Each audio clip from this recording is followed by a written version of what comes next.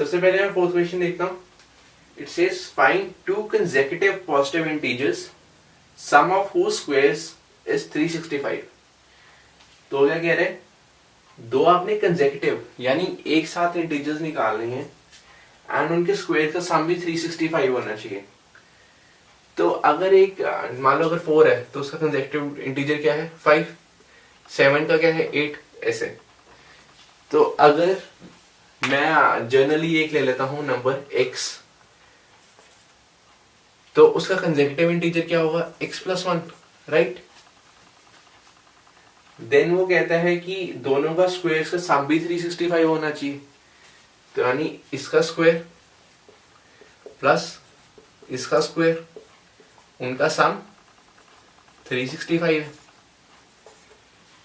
तो ये मेरा स्टेटमेंट बन गई. मैं इसे एक्सपैंड कर लेता हूँ, मैं आंसर निकाल लेता हूँ.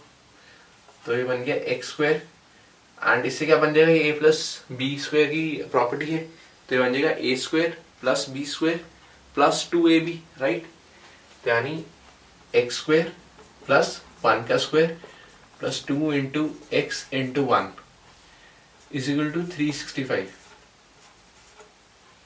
तो ये नेट क्या बन गया देखो, 2x² एंड यहां से कितना बना 1, यहां से कितना बना 2x इक्वल टू 365.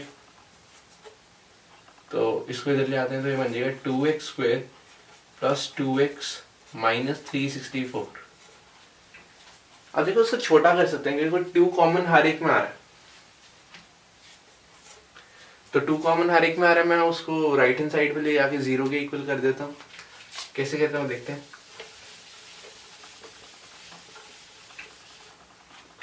तो मैंने 2 कॉमन लिया, ये बन गया x² प्लस x माइनस, अब देखो 364 का आधा कितना होगा, मैं पहले 300 का आधा कर लेता हूँ. तो 150 एंड 64 का आधा 32, दोनों को ऐड कर लेता हूँ फटाफट. 1 में 182.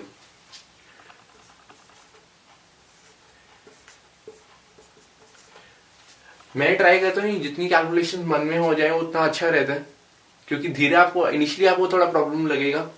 Then as you move on, practice जितनी आपकी इंप्रूव होगी then you will find it easy. Speed बहुत इंक्रीज हो जाती है इससे.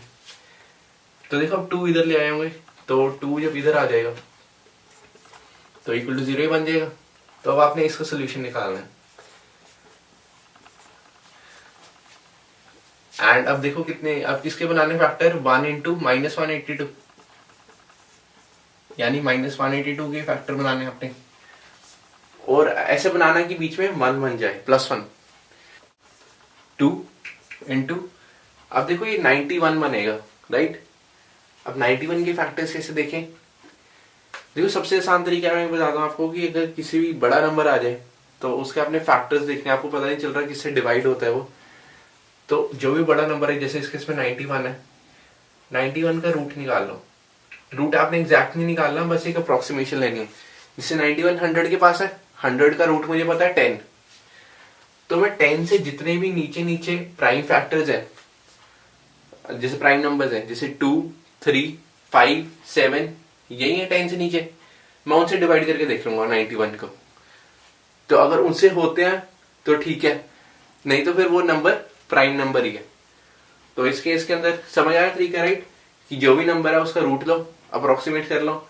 जैसे 91 100 के पास है तो 100 का रूट कितना आना चाहिए 10. 10 से नीचे जितने भी प्राइम नंबर है उनसे एक बारी डिवाइड करके देखो 91 को. जैसे 2 से डिवाइड करूं मैं तो नहीं जाता, 3 से भी नहीं जाएगा क्योंकि 9 + 1 10 होता है, राइट. तो 10 से और 3 से डिविजिबल नहीं है. देन 5 भी नहीं जाएगा क्योंकि 5 से डिविजिबिलिटी के लिए एंड में 0 या 5 होना चाहिए. तो 7 रह गया. अब 7 से देखते हैं, 7 से डिवाइड करो तो ये जाएगा. तो ये 13 इंटू 7 होता है 91.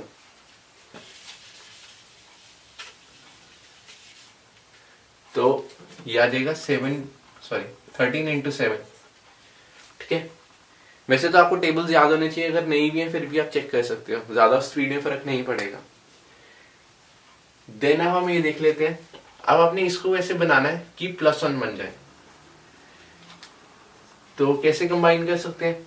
देखो 2 इंटू 13 से 26, और फिर 26 माइनस 7 नहीं बनेगा. और आना तो देखो बीच में माइनस पड़ेगा ही, क्योंकि 2 इतने बड़े नंबर है तो कुछ पीछे से सब्ट्रैक्ट होगा तभी जाके 1 बनेगा, राइट.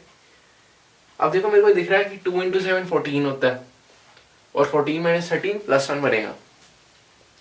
तो यानी मेरे पास बन गया मिडिल टर्म की चीजें 14 माइनस 13, राइट।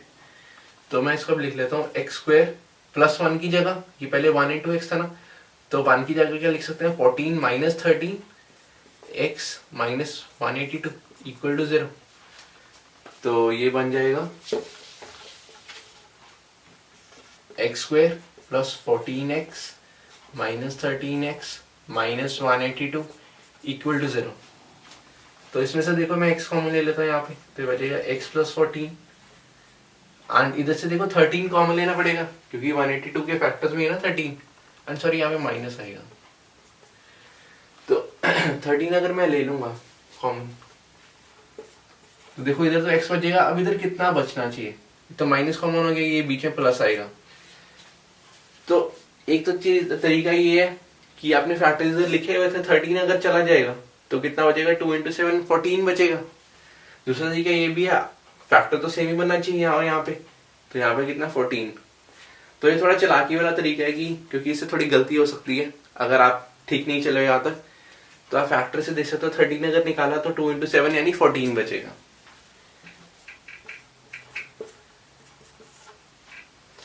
तो अगर मैं x प्लस 14 दोनों से कॉमन ले लूं, इधर क्या बचेगा x माइनस 13 इक्वल टू 0। तो मैं हर एक को इंडिविजुअली इक्वेट कर लेता हूँ इक्वल टू 0।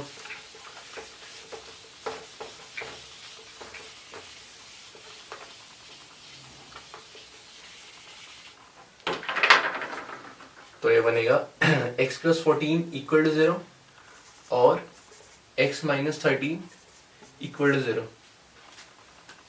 तो हम इंडिविजुअली सोल्यूशन निकाल लेते हैं।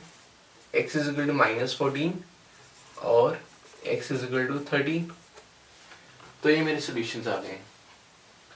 एंड आप इसको बोर्ड के एग्जाम में कैसे लिख सकते हैं, स्टार्टिंग में आप इसको लिख सकते हैं कि let that integer be x, then the consecutive integer will be x plus 1। So according to the condition given, taking the sum of squares यानी x square plus x plus 1 square is equal to 365। तो starting में steps डाल दिया करो and proper present किया करो data को, because वो काफी जरूरी होता है क्योंकि बोर्ड में स्टेप वाइज मार्किंग होती है। एंड अगर बाई चांस अगर आपका एंड में आंसर गलत भी है देन आपको स्टेप्स के मार्क्स मिल जाते हैं। तो ये छोटी छोटी चीजों का ध्यान रखना होता है बोर्ड के एग्जाम में।